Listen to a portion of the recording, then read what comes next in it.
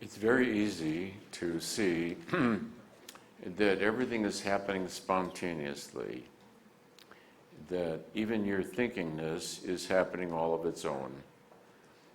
And you think that you're deciding what you're going to think, but you're not.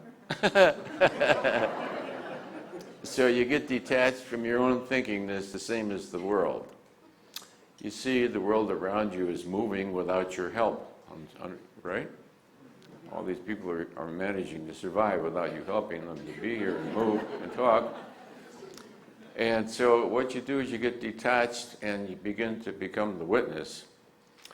To become the witness is not a difficult step. It's only a matter of letting go of the narcissistic self-indulgence of the thinking of that there's an I causing things.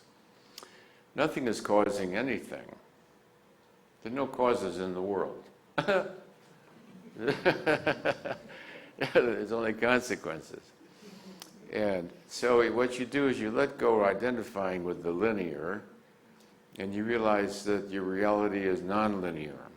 That which is witnessing, and then behind that which is witnessing, that which is aware that you're witnessing, and already you've removed yourself from out there, an individual personal I, and the guilt and anxiety of being the cause of all that happens, and you've moved into the condition of humility.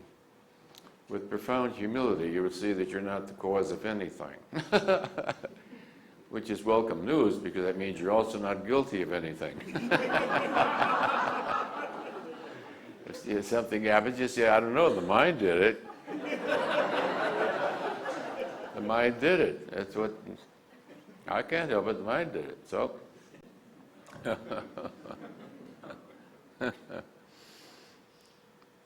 To become the witness then, you become aware then of the spontaneity of evolution, and you begin to witness.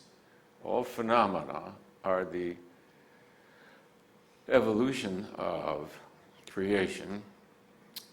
Creation has a source but no cause. It has no beginning and it has no end. You witness the unfoldment of creation. Yeah? There is no problem about creation because it's what you're witnessing. The fact that it's all happening spontaneously is not difficult to see. It's not difficult to move from the participant subject out there, the linear, and move into being the field out of which the phenomena, you're being aware of the phenomena. That which you are is the field and not the content of the field.